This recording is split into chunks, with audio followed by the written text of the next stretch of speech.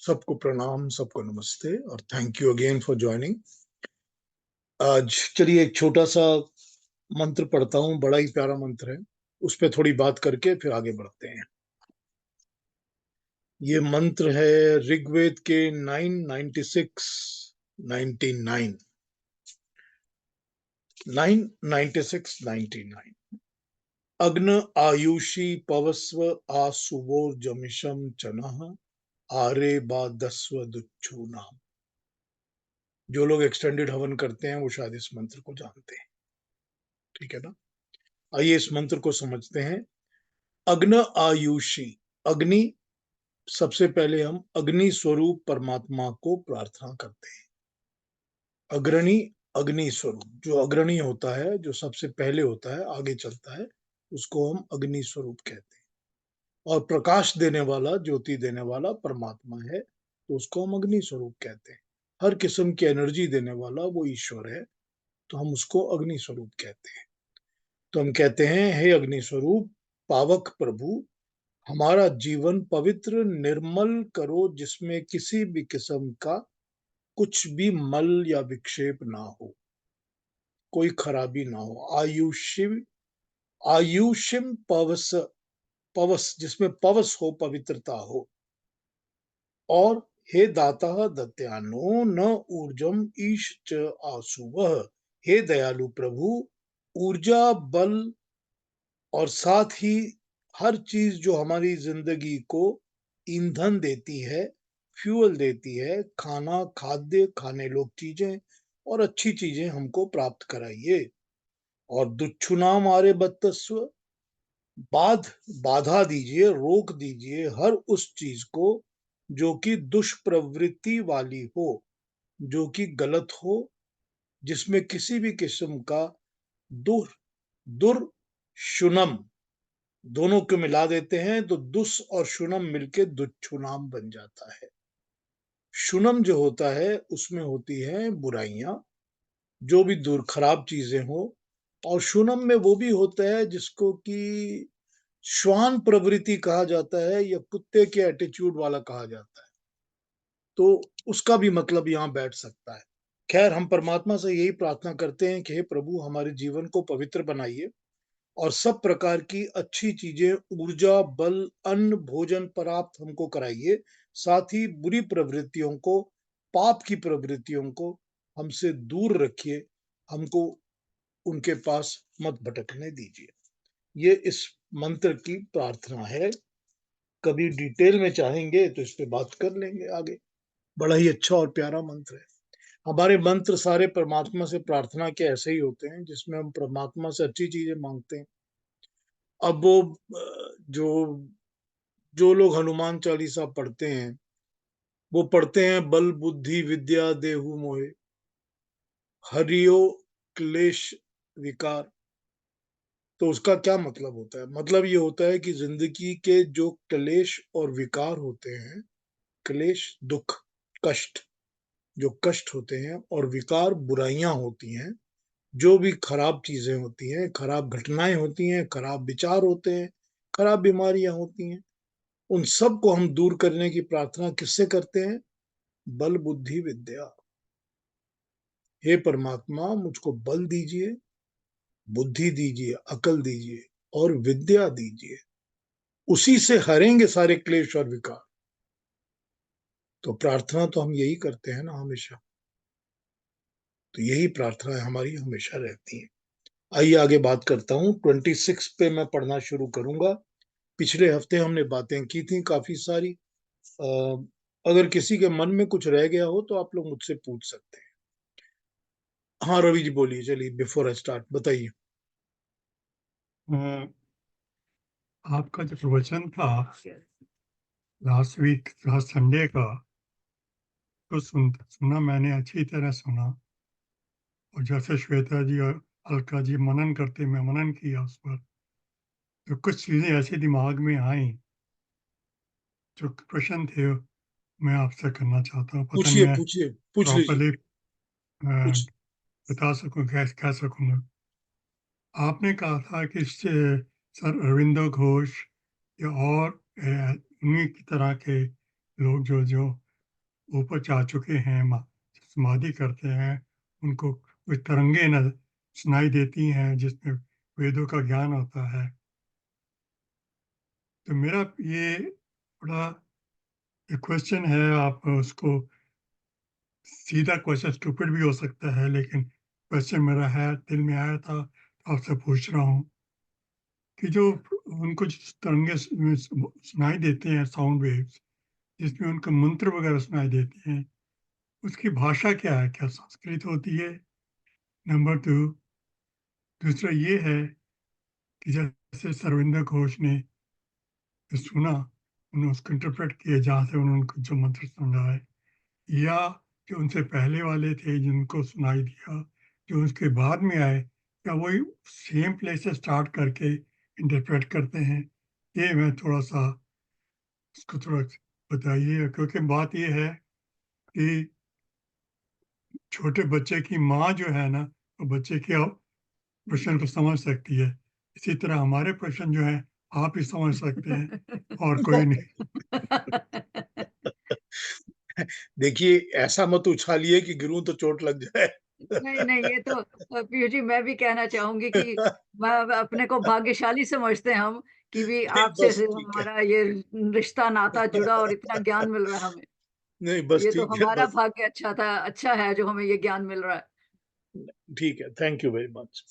अब इसमें यही है कि सब की सब तरंगें जो ह्यूमन ईयर पे आती हैं, वो वैदिक संस्कृत की लैंग्वेज में ही आती हैं। ओनली वन लैंग्वेज जो कि वैदिक संस्कृत है, जिसके हम मंत्र पढ़ते हैं, ये बस उसी लैंग्वेज में किसी के भी ह्यूमन ईयर में आती हैं। दूसरी बात, इसकी इंटरप्रिटेशन कौन कैसे करता है, ये उनकी समझ के ऊपर डिपेंड करता है। लेकिन अब जैसी इंटरप्रिटेशन वैदिक मंत्रों की महर्षि दयानंद ने की हुई है, वैसी इंटरप्रिटेशन बहुत ज्यादा लोगों की नहीं मिलती हमको। लेकिन इतना पता है कि जो अरविंदो घोष थे, जब उन्होंने इंटरप्रिटेशंस की थी, तो उन्होंने ये लिख दिया था कि मेरी सारी इंटरप्रिटेशंस जो हैं वो इंस्पायर हो गई हैं महर्षि दयानंद से, क्योंकि वो सबसे अच्छी इंटरप्रिटेशंस उनकी ही हैं। ये अरविंदो घोष ने लिखा है। अब इसमें मैं आपको ये भी बताना चाहता हूं कि अरविंदो के पहले जो हमारे बहुत अच्छे राइटर थे, बंकिम चंद्र, जिन्होंने आनंद मठ लिखी हुई है, वंदे मातरम लिखी हुई है जिनकी, बंकिम चंद्र ने भी इसके ऊपर कमेंट्री की हुई है। लेकिन उन्होंने कहा कि इसकी जो इंटरप्रिटेशंस हैं, मैं वो भगवत गीता या भगवान कृष्ण की जो लैंग्वेज है उसमें समझने की ज्यादा कोशिश करता हूं, ये उन्होंने कहा है। पर उन्होंने कोई वैदिक इंटरप्रिटेशंस वैसे दी नहीं हुई अपनी लिख के, other than a few commentaries in his novels. जो कहानियां लिखते थे उनके बीच में जो वो लिखते थे वो उतना लिख देते थे। तो इस तरह अलग अलग लोगों की अलग बातें हैं। मैं आपको अपनी माँ की बात बता सकता हूँ। मेरी माँ कोई समाधि में नहीं बैठती थी। मैंने कभी भी, वो हाँ संध्या में बैठती थी, काफी देर बैठती रहती थी, संध्या करती थी, लेकिन मैंने उनको वैसे पर्स से मेडिटेशन करते हुए ऐसे नहीं देखा है। हो सकता करती हूँ। लेकिन मेरी माँ ने मुझे बताया था कि वो जब सामवेद के मंत्रों पर विचार करती हैं, मेडिटेट करती हैं, मंत्रों को गुनगुनाती हैं, समझती हैं, तो मंत्रों की ट्यून्स जो होनी चाहिए, उनकी लय और ताल जो होनी चाहिए, वो उनको एज इंस्पिरेशंस आ जाती हैं। तो ये मैं आपको अपनी माँ की एक्सपीरियंस बता सकता हूँ। हाँ, उन्होंने कोई मंत्रों को ट्रांसलेट नहीं किया, लेकिन वो जो ट्यून्स और इंस्पिरेशंस आती हैं, वो उन्होंने एक नोटबुक में नोट की हुई थी कि ये देखो पीयूष, ये है, ये मंत्र को इसको ऐसे गाना चाहिए, इसको ऐसे बोलना चाहिए, इसमें यहाँ मात्रा है, यहाँ ठेका है, वो सब समझा उन्होंने बताया मेरे को। वो मैंने देखा हुआ है, देखा हुआ है। कहाँ है मेरे को मालूम नहीं, अब कब कहाँ है ये मुझे नहीं पता, लेकिन वो मैंने नोटबुक देखी हुई है उनकी, जिसमें उन्होंने ये सामवेद के मंत्रों को इस तरह नोट किया। तो बाकी का मुझे पता नहीं, कोई इंटरप्रिटेशन उन्होंने कभी नहीं की। So if this answers your question, then that is how it is. जी। तो इसका मतलब यदि कोई भी जैसे डीप मेडिटेशन में जाए या मेडिटेशन में हो तो कुछ ना कुछ अ, सुनाई देता है या कुछ ना कुछ ज्ञान मिल जाता है या कुछ पता लगा। हम जैसे कहते हैं ना कि मेडिटेशन में बैठने से आपके जो भी कोई संशय है उनका समाधान हो जाता है। तो may be that's what it is. हो सकता है का पर मेरे को तो ये लगता है कि जब कोई संशय ही नहीं रहता, हुँ, हुँ, हुँ। जब कोई किस्म का संशय रहता ही नहीं है, तभी वेद मंत्रों तक एक्सेस हो सकता हुँ। है। मेरा अपना विचार ये है। हाँ जी, ठीक, हाँ। बट जो तरंगे अगर ह्यूमन ईयर में आती हैं तो वो सब एक ही लैंग्वेज में आती हैं, जिसको हम वैदिक संस्कृत के नाम से जानते हैं, जो कि मदर ऑफ ऑल लैंग्वेजेस है। Right, right. अगर आप संस्कृत पढ़ते हैं और समझते हैं, स्पेशली जो वैदिक संस्कृत है, जैसे कि हम लोग मंत्र पढ़ते हैं, अगर उनकी स्टडी करना शुरू करिए और स्टडी करके उनको समझना शुरू करिए, एनालाइज करना शुरू करिए, उनके अर्थों को समझना शुरू करिए, क्योंकि एक एक वर्ड के मल्टीपल अर्थ होते हैं। अब हुँ, अग्नि शब्द के कम से कम 50 या 55 अर्थ हैं, ठीक है ना? अलग अलग जगह एप्लीकेबल होता है। तो जब हम उन अर्थों को समझना शुरू करते हैं और लैंग्वेज को समझना शुरू करते हैं, तो आप सरप्राइज हो जाएंगे कि दुनिया की सारी लैंग्वेजेस आपके सामने खुलने लग जाती है। आपको बहुत ज्यादा दूसरी लैंग्वेजेस समझ आने लग जाती है, क्योंकि वहीं से तो सारी लैंग्वेजेस बनी हुई है ना। तो it becomes very very understandable to you for, मतलब अपने एक्सेप्शन के लिए कि हमको क्या समझना है, समझने में बहुत आसानी होने लग जाती है।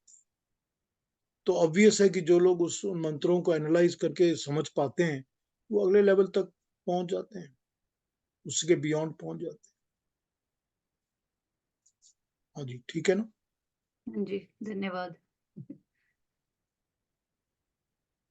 चलिए, कोई और किसी को कुछ रहा था पिछले हफ्ते के किसी बात के अंदर, कुछ मन में थी बात? अब देखिए, हम लोग जिस टॉपिक पे बातें कर रहे हैं और जिस लेवल पर हम आ गए हैं कि हमने जो समझ लिया है कि गीता ने हमको क्या समझाया, तो एक बहुत ही ऑड पोजीशन में हम सब के सब आ जाते हैं। कैसी ऑड पोजीशन, उसको समझिए।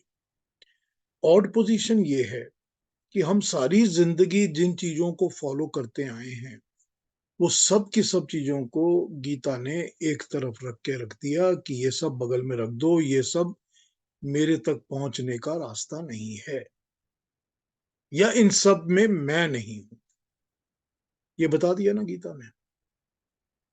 अब सारी की सारी दुनिया, चाहे वो जिस भी तरह की सिस्टम को, रिचुअल को, रिलीजन को फॉलो करती है, सारी दुनिया तो यही करती है ना।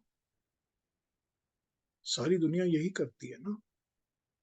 किसी ना किसी सिंबल को, किसी रिचुअल को, किसी दूसरी प्रैक्टिस को, किसी ना किसी और फॉर्मेलिटी को फॉलो तो करती है ना।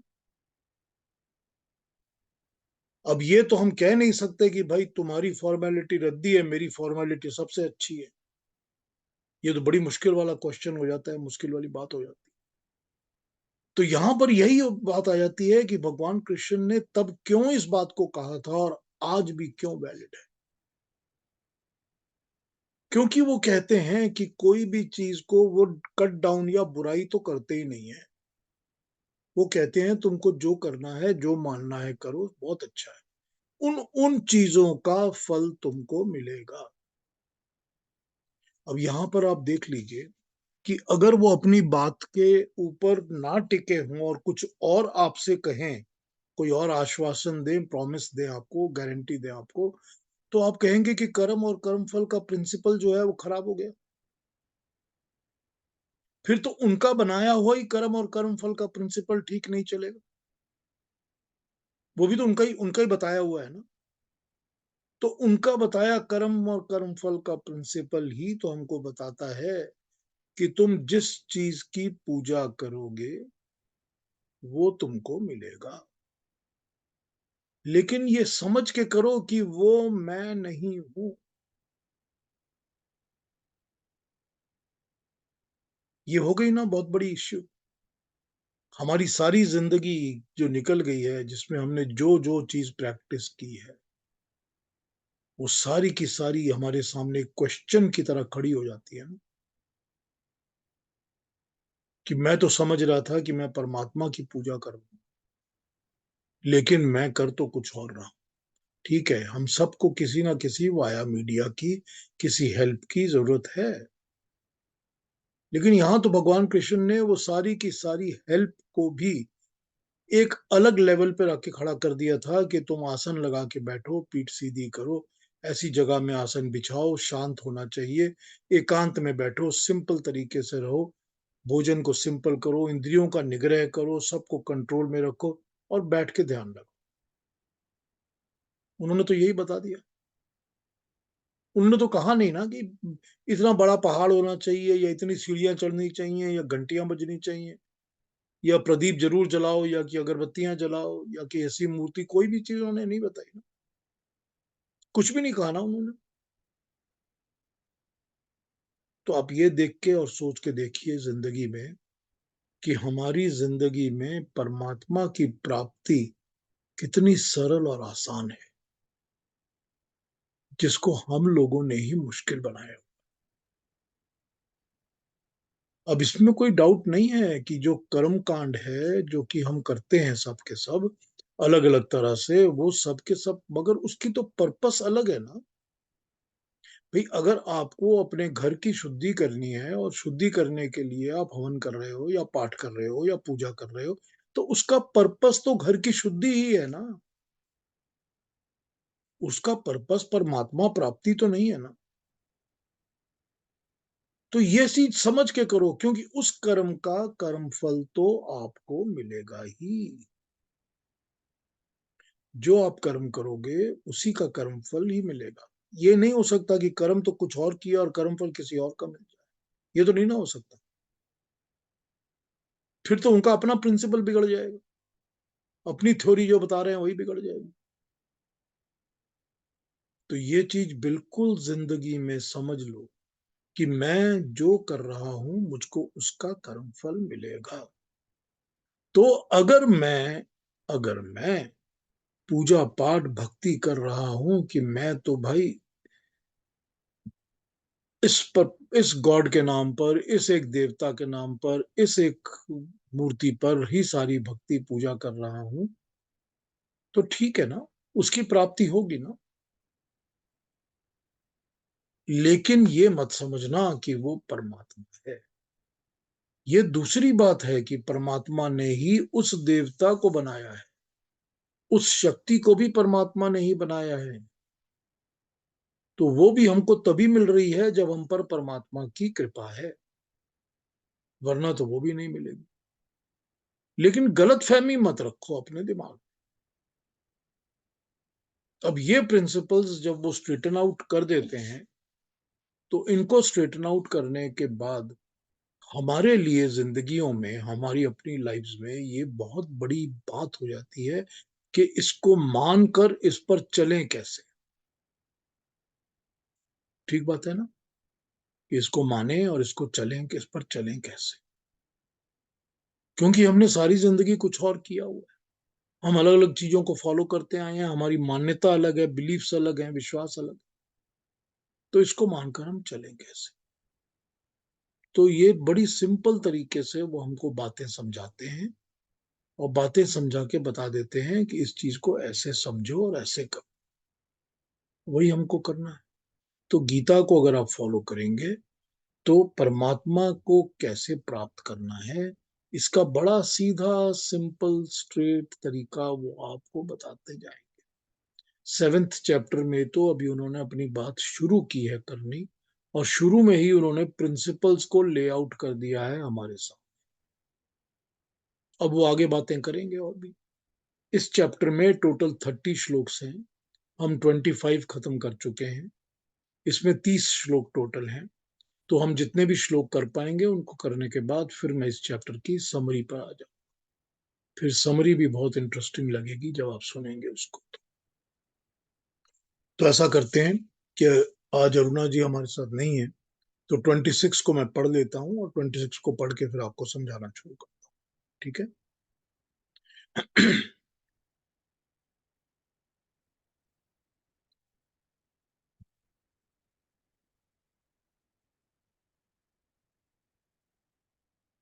26 चैप्टर 26 श्लोक हमको कहता है, वेदाहम समीतीतानि वर्तमानानि च अर्जुन भविष्याणि च भूतानि माम तु वेद न कश्चन। हे अर्जुन, मुझे तो मूढ़ मनुष्य नहीं पहचान पाते, परंतु मैं उन सब प्राणियों को जानता हूं जो अतीत में हो चुके हैं, जो इस समय है और जो भविष्य में होने वाले हैं। मुझे मगर कोई नहीं जानता। वेदः जानता, ज्ञान ज्ञानाज्ञान है, अहम में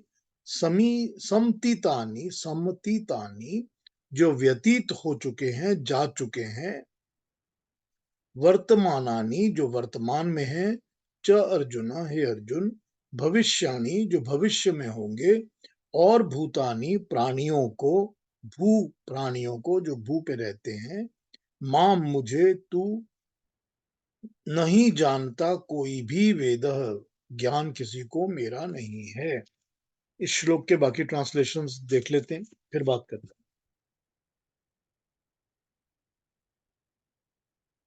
26 Arjuna, I know all beings past as well as present, nay, even those that are yet to come, but none devoid of faith and devotion know me.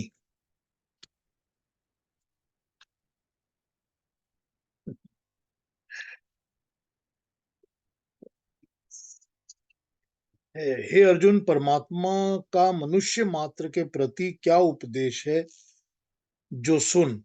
मैं भूतकाल में जितने प्रकार के प्राणी हुए हैं, वर्तमान में कितने प्रकार के प्राणी हैं और भविष्य में कितने प्रकार के प्राणी हो सकते हैं, ये मैं सब जानता हूं। किंतु प्रकृति जड़ होने के कारण तथा जीव अल्पज्ञ होने के कारण मुझे पूर्ण रूप से कोई नहीं जानता।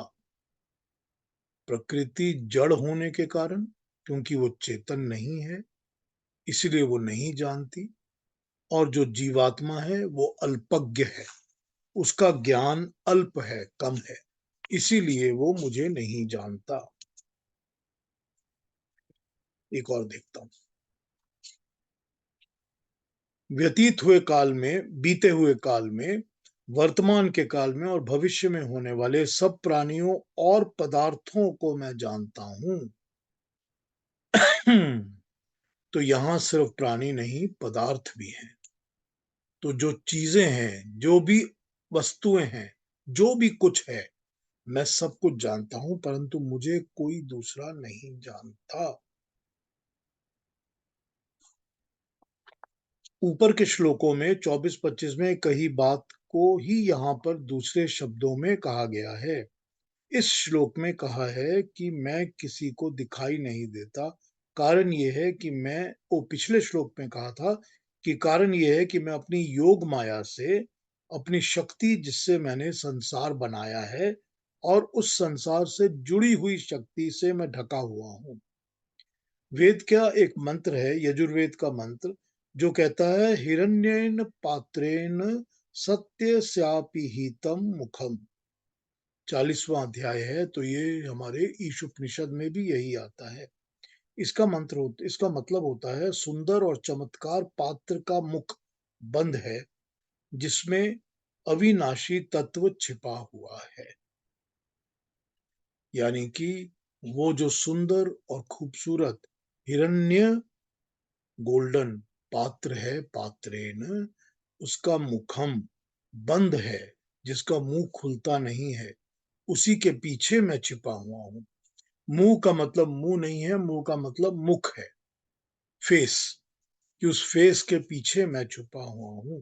गीता का प्रवक्ता कहता है कि प्राणियों में कामना और वैर भाव है, जिसके कारण वे हर्ष, शोक आदि द्वंद्वों से मोहित हुए हुए मूर्ख बन जाते हैं। इस पूर्ण वक्तव्य का अभिप्राय यह है कि परमात्मा अनंत तत्व है। उसका दिखाई देने वाला अथवा इंद्रियों से अनुभव होने वाला कोई रूप नहीं है। जो ऐसा देखते हैं वो संसार में उसको नहीं जानते। अब ये देखिए, कई अलग अलग बातें यहाँ पर डिफरेंट लेवल पर हो गई हैं। तो इसमें ये समझ लेना चाहिए कि इसमें भगवान कृष्ण जो हैं वो क्या बता रहे हैं। हमको वो ये बता रहे हैं कि संसार में ऐसा कुछ नहीं है जो हो चुका है, जो है और जो होने वाला है जिसको मैं नहीं जानता। अब उसमें क्या है? उसमें प्राणी भी हैं, जो हम और आप हैं, जो प्राण लेते हैं, जिनको जिंदगी मिली है, जो जीवित हैं। और उसमें वो चीजें भी हैं जो बनी हुई हैं, जो प्रकृति की चीजें हैं, जो पदार्थ। पदार्थ का मतलब होता है जो भी पद जिसका कोई अर्थ हो। पद मतलब टाइटल, नाम। जिस भी वस्तु का, जिस भी चीज का कोई नाम होता है और वो नाम जिसका हमको समझ आता है कि उसका अर्थ क्या है। तो जब हम कहते हैं कुर्सी, तो हमको समझ में आ जाता है कि ये कुर्सी किस चीज का नाम है और इसका मतलब क्या है। जब हम कहते हैं सूरज, तो हमको पता होता है कि सूरज किसका नाम है, उसका अर्थ क्या है। तो हर वो चीज जिसका कि कोई नाम और अर्थ होता है, उसको हम पदार्थ कहते हैं। पद और अर्थ, पदार्थ। तो हर वस्तु जो कि कोई भी पदार्थ है, हर पदार्थ को वो परमात्मा जानता है। अब यहाँ पर ये क्वेश्चन हो सकता है कि कोई ऐसा पद है जिसका अर्थ नहीं है, क्या उसको परमात्मा नहीं जानता? तो ये ऑड क्वेश्चन हो सकता है, लेकिन इसका कोई मतलब नहीं है इस क्वेश्चन का। क्योंकि वो क्या बता रहे हैं, उनका कहने का पर्पस यहाँ पर ये है कि कोई भी चीज ऐसी नहीं है जिसको वो नहीं जानते। तो बड़ी ऑब्वियस बात हो जाती है, जब वो पदार्थों की बात करते हैं तो हम और आप भी तो पदार्थ ही है ना। कोई ना कोई टाइप का पदार्थ, तो हम ह्यूमन बींग्स भी हैं, लिविंग बींग्स भी हैं, जानवर, पंछी सब है।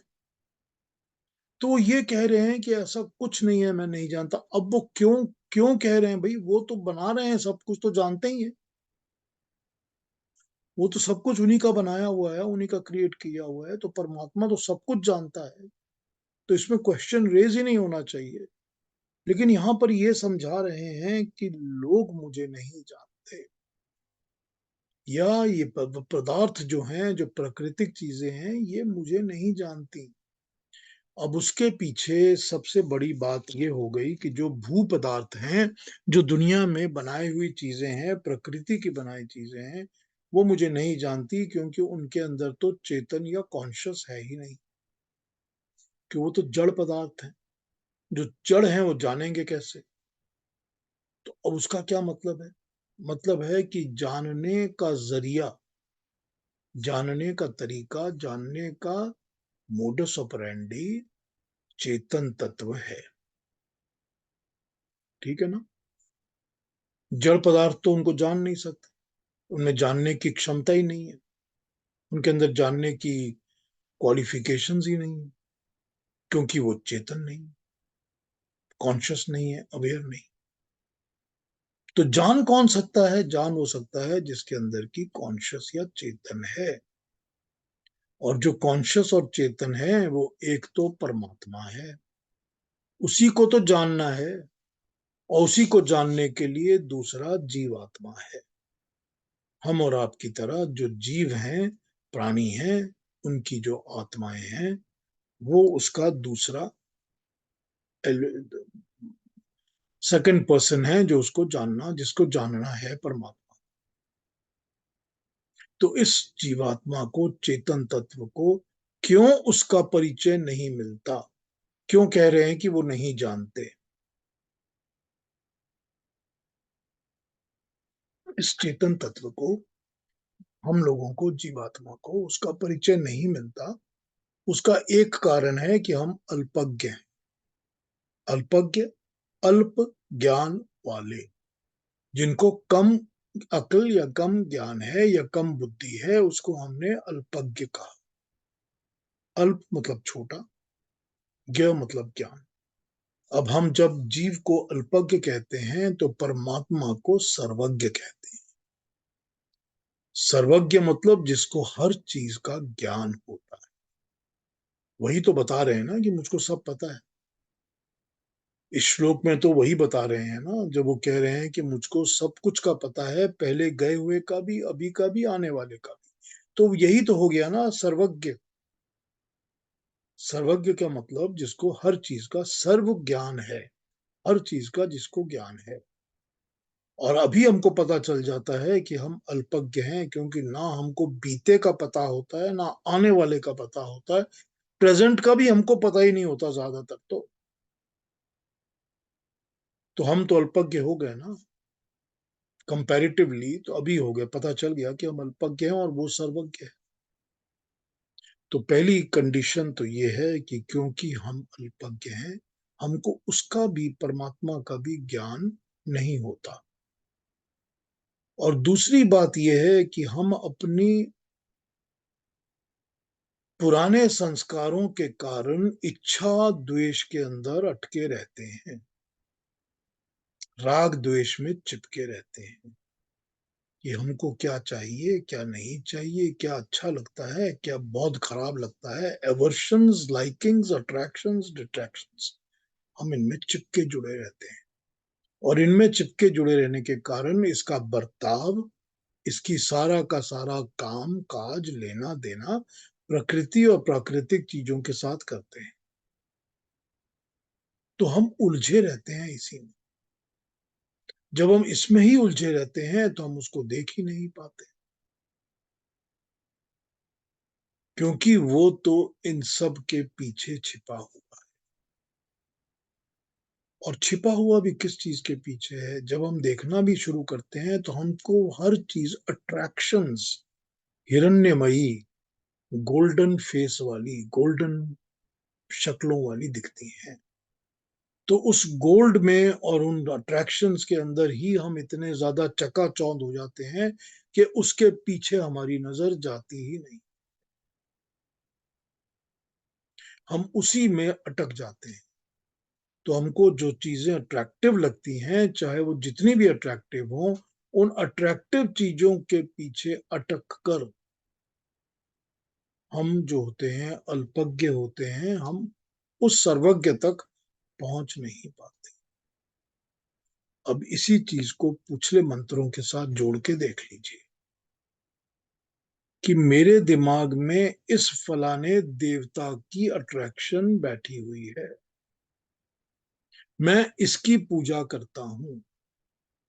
जब तक मेरे आंखों के सामने ये वाला देवता नहीं होता, ये रूप नहीं होता, ये मूर्ति नहीं होती, ये सारा का सारा फॉर्मेलिटीज नहीं होती, मैं तो कोई परमात्मा का नाम नहीं लेता। तो क्या हो गया? मैं तो उस गोल्डन अट्रैक्शन के ऊपर अटका हुआ हूं ना। मैं भी तो वहीं तक पहुंचा हूं और वहीं पर अटक गया हूं, उसके बियॉन्ड मैं जा नहीं पा रहा हूं ना। मेरा भी तो यही हाल हो गया है ना, कि मैं तो इस कंडीशन ना होने से तो मैं परमात्मा का नाम नहीं। जब तक मेरे पास ये ही वाली चीज नहीं होगी, मैं नहीं ले सकता। जब तक मेरे सामने ये नहीं होगा, मुझको ये दिखेगा नहीं, मुझको ये सुनेगा नहीं, या मेरे हाथों में ये चीज नहीं आएगी, तो ये क्या है? ये वही बात बता रहे हैं कि जो इन चीजों में अटक जाते हैं वो प्राकृतिक चीजों में अटके रहते हैं। अब यहाँ पर इस श्लोक में, इस मंत्र में वो कर्म और कर्मफल की बात नहीं कर रहे, या ये नहीं कह रहे कि तुमको इसका कर्मफल मिलेगा, क्योंकि वो इस प्रिंसिपल को पहले स्टेट कर चुके हैं, बता चुके हैं। इस श्लोक में यही बता रहे हैं कि जो इन चीजों पे अटक जाते हैं, वो क्योंकि इसका ही ज्ञान पाते हैं, वो अल्पज्ञ हैं, मुझ सर्वज्ञ को नहीं जान पाते, वो मुझ तक नहीं पहुंच सकते। मैं ही अकेला हूं जो कि जो पहले घट चुका है, हो चुका है, वो सब जानता हूं। अब वो अगर पहले को नहीं जानते, हमारी सारी पुरानी बातें, दुनिया की सारी बातें, दुनिया की घटनाएं, सृष्टि, क्रिएशन, सब कुछ वो पहले नहीं जानते, तो फिर हमारे प्रारब्ध के हिसाब से हमको शरीर कैसे देते? ठीक है ना? ये शरीर भी तो हमको अपने कर्म फलों से मिला है ना। तो जो पुराने पेंडिंग कर्म फल थे, जो हमको पहले नहीं मिले थे, अब मिलने थे, वही तो हमारे प्रारब्ध है ना। तो जब वो प्रारब्ध जो हमारे हैं, उसी हिसाब से तो हमारा शरीर मिला है ना हमको। तो अगर वो परमात्मा हमारे पिछले कर्मों को, इस दुनिया में घटी घटनाओं को, सारी सृष्टि को ना जानता होता, तो क्या वो न्याय करके अपने जस्टिस के सिस्टम के द्वारा हमको ये शरीर दे सकता? नहीं दे सकता ना। ऑब्वियसली वो जानता है। और अगर वो आगे आने वाली को भी नहीं जानता, तो क्या हमको वो कर्म फल दे सकता है? कर्म फल भी तो वही देगा ना। तो आने वाला भी तो उसको सब कुछ पता है, तभी तो हमको कर्म फल देगा। सिचुएशंस भी उसको पता है, प्रकृति भी पता है, होने वाली घटनाएं भी उसको पता है, आने वाले सब लोग उसको पता है। कर्म फल तो तभी देगा ना। और वर्तमान तो उसको पता ही है जो हो रहा है, जो भी हो रहा है, ये भी उसको पता है, क्योंकि इसी के हिसाब से तो उसने हमारे कर्म और कर्म फलों को निर्धारित करना है। यही तो हमारे प्रारब्ध बन जाएंगे ना। मोमेंट, एक एक मोमेंट, ये जो पल, आने वाला पल जाने वाला है ना।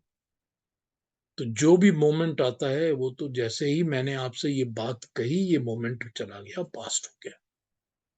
और जो मैंने कर दिया, वो मेरा कर्म घट गया, उसका प्रारब्ध बनना शुरू हो गया। क्योंकि अब वो मेरे हाथ में तो है नहीं। तो हर एक वर्तमान उसको पता है। तो भूतकाल, गया हुआ काल, पुराना काल, आने वाला काल, भविष्य काल, वर्तमान काल, सब कुछ उसको पता है। और सबके बारे में उसको सब कुछ पता है। प्राणियों के बारे में, प्रकृति के बारे में, वस्तुओं के बारे में, पदार्थ के बारे में, सब कुछ उसको पता है। मगर इन सब चीजों में उलझे हुए अल्पज्ञ जीवात्मा को उसका पता नहीं होता। क्योंकि हम इसी के पीछे छिपे हुए को नहीं ढूंढ पाते। हम अटक जाते हैं, हम इसी में अटके रहते हैं, हम उस तक नहीं पहुंच पाते। तो क्या उस तक पहुंचने का उपाय नहीं है? है ना। तभी तो वो ये इतना ज्ञान दे रहे हैं हमारे को। वो ज्ञान क्यों दे रहे हैं? वो ज्ञान इसलिए दे रहे हैं कि तुम उन तक पहुंच पाओ, परमात्मा तक तुम्हारी रीच हो सके, हमारी रीच हो सके। वो इसीलिए तो हमको ज्ञान दे रहे हैं ना। वरना बताते क्यों? वरना तो सीक्रेट रख लेते कि जब कुछ बताने की कोई बात ही नहीं। देखे है ना ऐसे बहुत सारे गुरु जो कि पूरी बात नहीं बताते, अपने पास रख लेते हैं कि सीक्रेट मेरे पास ही रहने दो। यहाँ तो कोई सीक्रेट नहीं है ना। वो तो बिल्कुल स्ट्रेट फॉरवर्ड बता देते हैं कि देखो, परमात्मा तक पहुंचना है तो ऐसा करो, ये कर रहे हो तो ये परमात्मा नहीं। ये बड़ा क्लियरली उन्होंने आपको सारी बातें समझा। तो इस श्लोक में 26 में ये समझाया है। अब 27 पे आ जाऊं या 26 के बारे में कोई बात करनी है या कुछ पूछना है तो पूछ लीजिए। कोई क्वेश्चन मन में हो तो पूछ लीजिए।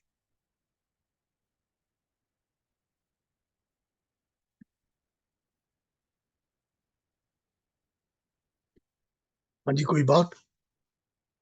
अरुणा जी है नहीं हमारे बीच में, तो इसलिए अरुणा जी का क्वेश्चन तो आएगा नहीं। वो रिकॉर्डिंग सुनेगी बाद में। श्वेता जी, आपने कुछ पूछना है? श्वेता जी नहीं है। ओ, श्वेता जी है ना? नहीं है? नमस्ते सर, नमस्ते सभी को। नमस्ते नहीं श्वेता जी। सर मैं एक्चुअली ट्रैवल कर रही थी, तो इसीलिए बट मैंने पहले सारे सेशंस मैं सुन रही हूँ बैक टू बैक। बट मैं थोड़ा ट्रैवल कर रही थी तो इसीलिए ज्वाइन नहीं कर पाई, बट मैंने ऑडियो सबका सुना है। तो कोई आज का डाउट तो सुन, नहीं है सर? काफी क्लियर है आज वाला सब सुन कुछ। लिया? जी जी जी, अभी आपके बिल्कुल टाइम से सुन रही थी मैं। तो इसमें कोई प्रश्न है आज के बारे में? नहीं सर, ये तो काफी क्लियर था कि सारा कुछ हमने पहले भी डिस्कस किया है, बट आज और थोड़े से डिटेल में जो आपने प्रारब्ध कर्म और ये सब जो बताए हैं, ये सब हमारे डिस्कशन में था, पहले से भी था। तो अभी कोई डाउट तो नहीं है सर। ठीक है, चलिए, वेरी गुड, थैंक यू। कोई और कुछ थैंक पूछेंगे? यू। किसी ने और कुछ कहना है? 27 पर आ जाते हैं।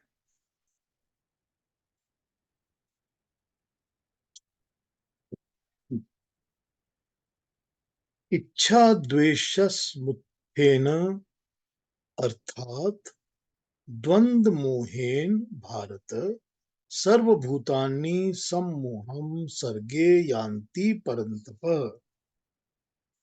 हे परंतप, हे भरत, हे अर्जुन, इस संसार में इच्छा और द्वेष से उत्पन्न होने वाले सुख दुख के द्वंद्वों के मोह से सब प्राणी भ्रम में फंसे रहते हैं और मेरा ध्यान करने के स्थान में संसार के विषयों में उलझे रहते हैं। यही पहले समझा दिया, वही बात फिर से समझा रहे हैं 27। प्राणी मात्र में दो मूल प्रवृत्तियां बिल्कुल ही पक्की होती हैं। अपनी सुरक्षा के लिए हमारे अंदर जीवन में जो बनाए रखने की बातें होती हैं, क्रियाएं होती हैं, उनको हम इच्छा या डिजायर्स कहते हैं। और जब जीवन को बनाए रखने वाली इच्छाओं के सम्मुख कोई बाधा खड़ी होती है, तब हम उसको उसके अगेंस्ट एवर्शन पैदा करते हैं या द्वेष कहते हैं। इच्छा से सुख और द्वेष से दुख होता है।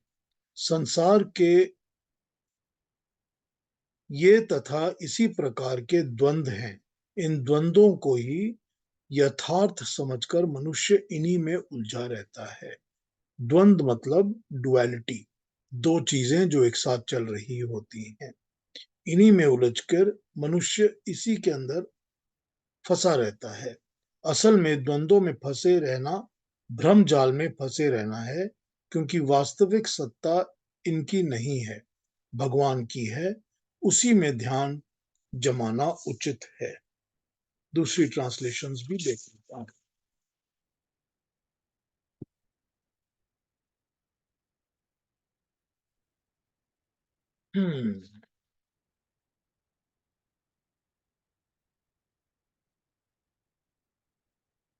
जिन पुण्य कर्मों मनुष्यों का पाप नहीं 26 27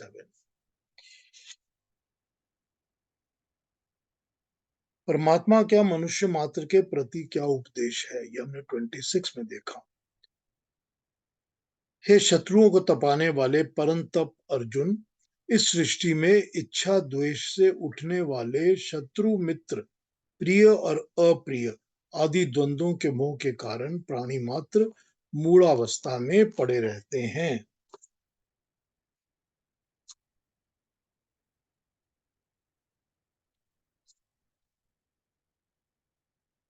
O valiant Arjun, through delusion in the form of opposites, pairs of opposites such as pleasure and pain, born of desire and aversion, all living creatures in this world are falling a prey to this infatuation. ठीक है।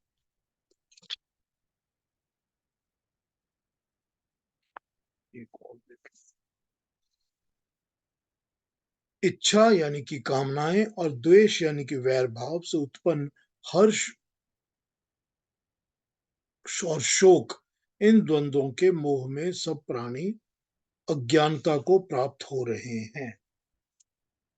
वही बात जो इसके पहले बताई गई थी कि इच्छा और द्वेष ये द्वंद्व है। द्वंद्व मतलब डुअल, डुअल मतलब दोनों की आपस में खिटपिट खिटपिट जिसकी चलती रहती है, वो डुअल होता है।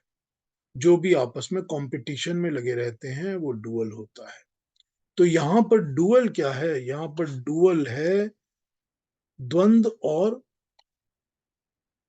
द्वंद्व है, डुअल है हमारा द्वेष और इच्छा। तो जितनी भी इच्छाएं और द्वेष हैं वो सब के सब डुअल के फॉर्म में आ जाती है। ये डुअल चलता रहता है, इनकी आपस की लड़ाई, इच्छा की और द्वेष की। इच्छा वो होती है जो हम चाहते हैं, जो भी हमको चाहिए वो हमारी इच्छा है। और जो हमको उस चाहने और उस मिलने में बाधा क्रिएट करता है, उसमें बीच में रुकावट डालता है, रोड़ा डालता है, वो सब कुछ हमारा द्वेष है। तो ये इच्छा और द्वेष की जो डुअलिटी है, डुअल्स हैं, इनकी आपस की ऑपोजिट्स हैं। और उसी तरह से हर्ष और शोक, यानी कि खुशी और दुख, हर्ष, खुशी, शोक, दुख। तो उसी तरह से ये हर्ष और सुख, दुख और सुख भी तो डुअल है ना, ये भी तो ऑपोजिट्स हैं, हमेशा रहते हैं। तो इन डुअलिटीज के कारण ही मनुष्य प्रकृति में चिपका रहता है, इनसे अलग नहीं हो पाता। तो हर एक चीज तो हमारी इच्छा और हमारी द्वेष यानी डुअलिटी से ही चल रही है ना दुनिया में। जिस भी चीज के तरफ मेरी इच्छा होती है, मेरा दिल करता है कि मैं ये करूं, वो चीज मेरी इच्छा है, वो चीज मुझे पानी है, मुझे लेनी है, मुझे मिलनी है, मुझे चाहिए। तो जो भी चाहिए की चीज है उसमें इच्छा है, तभी तो चाहिए है ना। तो जो भी चाहिए है वो उसकी ओर मैं जुड़ा रहता हूँ और उसके लिए मैं प्रयत्न करता रहता हूँ, कोशिश करता रहता हूँ, मैं हमेशा उसकी लगन में काम करता रहता हूँ, बिजी रहता हूँ। तो ऑब्वियसली तो मेरा सारा ध्यान उसी में लगा हुआ है ना। और फिर उसके रास्ते में जो रोड़ा आता है, जो रुकावट आती है, उसको दूर करने में लगा रहता हूँ। तो फिर मेरा टाइम उसमें लगना शुरू हो जाता है। और फिर इस इच्छा और द्वेष, इच्छा और द्वेष, इच्छा और द्वेष के झगड़े के बीच में मुझे जो मिलता है वो सारा कुछ या तो हर्ष है यानी खुशी है, और या शोक है या दुख है। फिर ये हर्ष और शोक के उसमें जुड़ा जाता हूँ, इनके फेर में लगा रहता हूँ, इनके फेर में जुड़। तो सारा मनुष्य का जीवन, प्राणी का जीवन, अब इसमें ये नहीं है कि ह्यूमन बींग्स ही हैं, इसमें सब कुछ है। हर प्राणी है, हर जानवर है, सब कुछ है, कीड़े मकोड़े सब है।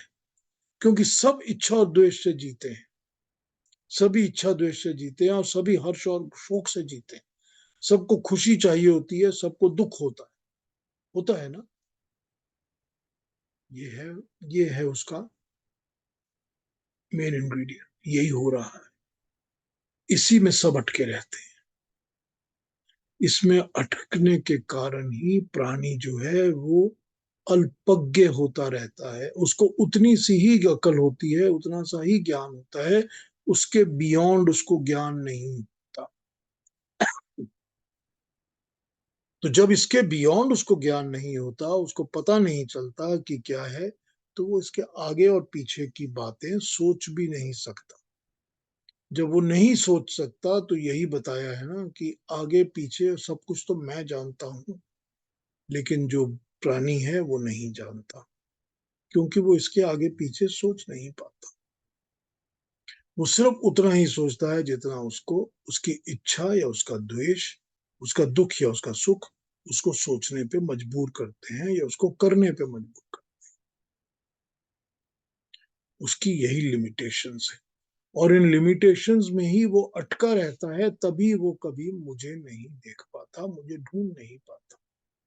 फिर वही बात, फिर वही बात, मेरी इच्छा सिर्फ यही है कि मैं इस फलाने मंदिर में ही जाके बैठूं, कि मैं इसी एक बुत के सामने खड़ा हो जाऊं। इस तरह का ही पर्यावरण होना चाहिए, इसी तरह का एटमॉस्फेयर, इस किस्म के कान में मेरे भजन पड़ने चाहिए, इस किस्म की मेरे को सुगंध आनी चाहिए, इस किस्म की माला होनी चाहिए। सारी चीजें तो वो इच्छा द्वेष वाली ही है ना, वही है ना। और उसके बीच में जैसे ये नहीं होगा तो मुझे खटकने लगेगा, आपने ऐसा कैसे किया, अरे हमारे यहाँ तो ऐसा होता नहीं, ये कैसे हो सकता है, ऐसे बैठ के कैसे कर दिया, टांग ऐसे कैसे रख दी, हाथों को यूं क्यों कर दिया, है ना, ऐसे कपड़े क्यों पहन लिए, होता है ना सारा कुछ। तो ये क्या है, ये सारे द्वेष है, ये सब इच्छाएं और द्वेष, हम इसमें ही अटके रहते हैं। हमको इन्हीं चीजों की खुशी, इन्हीं चीजों से दुख जुड़े रहते हैं। हर एक काम, जिंदगी का हर कार्य, हर काम एनालाइज कर लीजिए, अपना हर विचार जो हमारे अंदर दिमाग में थॉट चल रहा है, हर एक थॉट को एनालाइज कर लीजिए। हर थॉट हमारा इच्छा और द्वेष की तरफ ही चल रहा है। Every single effort, every single thought जो भी हमारा है वो हमारा इच्छा द्वेष की तरफ ही चल रहा है। तो हम इस इच्छा द्वेष में ही अटके रहते हैं, हम इसके बियॉन्ड निकल नहीं पाते, और हम नहीं निकल पाते इसीलिए हम परमात्मा को नहीं देख पाते, क्योंकि हम इन प्राकृतिक चीजों में ही अटके रहते हैं। ये इच्छा और द्वेष और ये जो सुख दुख है ये प्राकृतिक है, क्योंकि ये हमको प्रकृति से ही मिलता है। जितनी इच्छाएं हैं वो प्राकृतिक है ना, प्रकृति को पाने की, प्रकृति के चीजों को अपनाने की, लेने की है।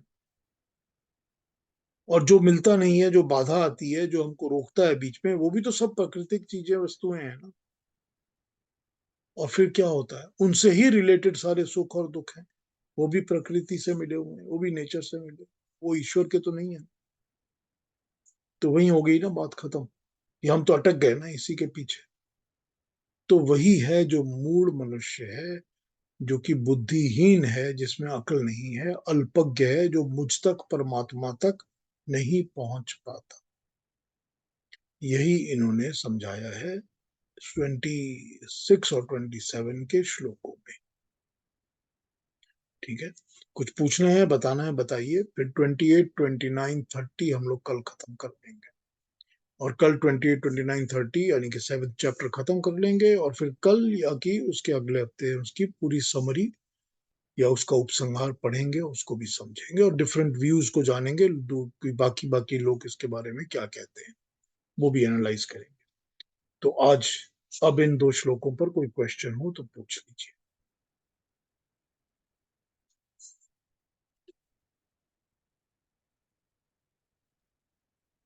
बहुत अच्छा समझाया पीयूष जी, काफी मतलब क्लियर हो गया, अच्छा समझाया, धन्यवाद।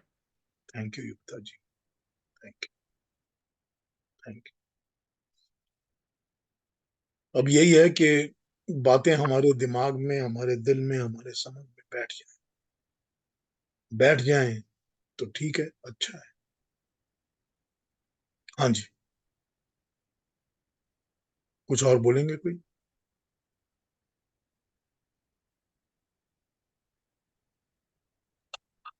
अरे आप म्यूट पे हैं, सुनाई नहीं दे रहा। किसकी बात कर रहे हैं? इंदिरा जी कुछ इंदिरा। इंदिरा जी कुछ बोलना चाह रही हैं, म्यूट पर हैं। हाँ, इस पर नहीं, पर मेरे के एकदम एक अलग सवाल है। मैं बीच में आपकी जब मैं सुनती हूँ तो मैं काफी सारी सोचती हूँ, और बहुत सारे अलग अलग सवाल मन में उठते हैं। पूछिए, क्या पूछे? एक तो, हाँ, मैं पूछती हूँ कि यदि 2 जन का कर्म फल, जैसे मेरे पापा और माँ, पापा की डेथ हो गई 91 में, 30 साल के पहले, और माँ की हुई अभी कुछ 4, 5, 6 साल पहले, उनके कर्मफल जुड़े हुए हैं, तो अगले जन्म में कैसे मिल सकते हैं इतनी उम्र, इस एज डिफरेंस के? वो मेरे ख्याल से उसके ऊपर छोड़ दीजिए ना, वो अपने आप डिसाइड कर लेगा। इसमें हमने आपने क्या करना है कुछ सोच के। वो बैठा है ना ऊपर, वो बोलता है ना मैं सब जानता हूँ। तो हाँ, उसके काम में दखल देने की जरूरत क्या है? समझ तो हमको आना नहीं है, तो क्या जरूरत है?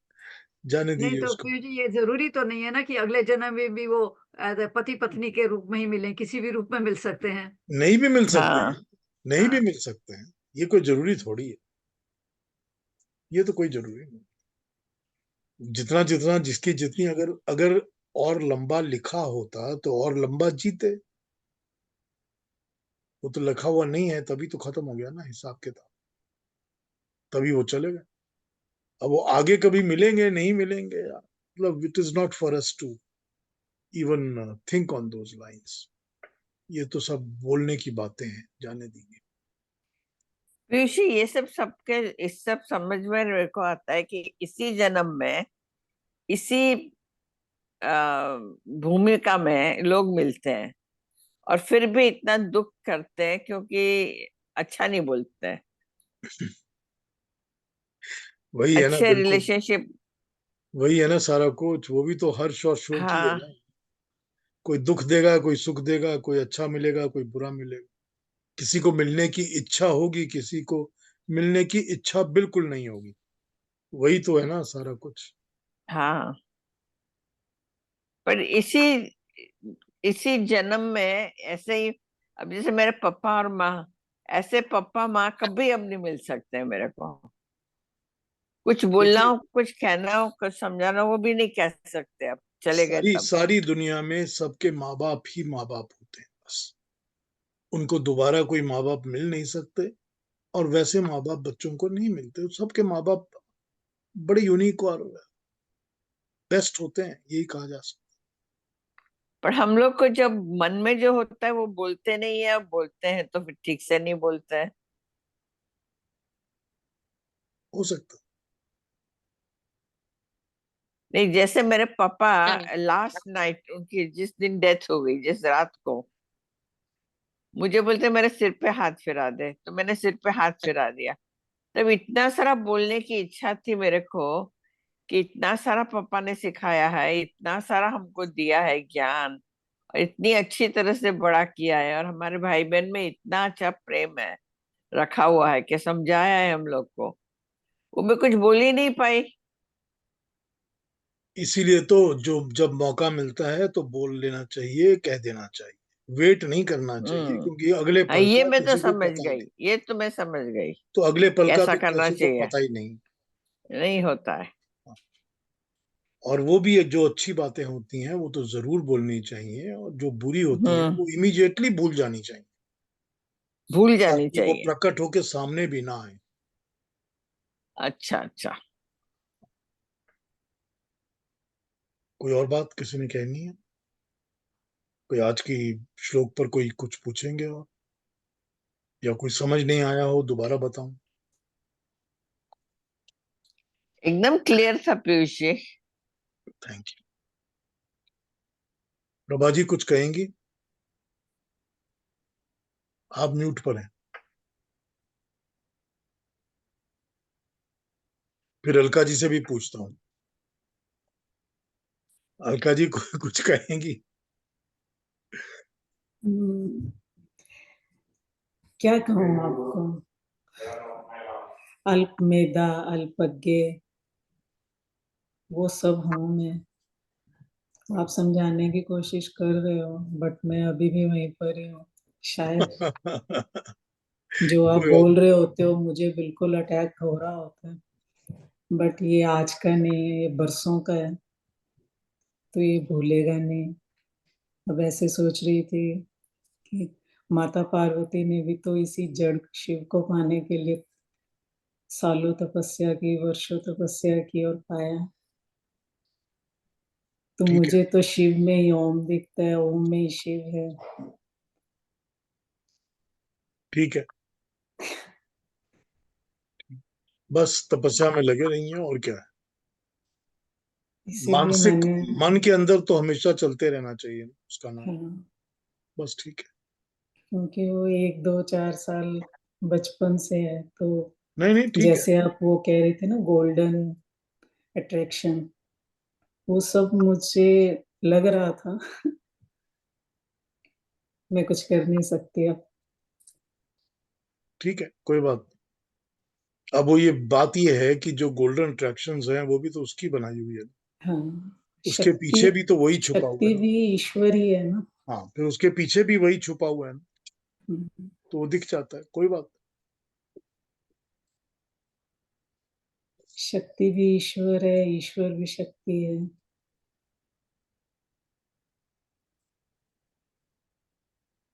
पर्दे में कोई बैठा है पर्दा करके। हम्म, अगर वो पर्दा करके बैठा है और दिख रहा है हमको कि ये है, तो बस वही तो हमको चाहिए ना। वहां तक ही पहुंच जाए, वही मिल जाए तो हाँ हाँ, बस। जन्म सफल हो जाएगा। हाँ जी, और कोई बात? प्रभा जी अनम्यूट हुई। नहीं, अनम्यूट नहीं हुई प्रभा जी। वो आजकल उनको टेक्नोलॉजी आजकल उनको म्यूट अनम्यूट करने में थोड़ी सी मुश्किल होती वो टेक्नोलॉजी से घबराती है थोड़ी। हाँ, थोड़ी सी टेक्नोलॉजी से घबराते, या हम्म। उनके सिस्टम में कुछ चीज नहीं है। ये सब बहुत कुछ नया होता रहता है हमारे सिस्टम्स में।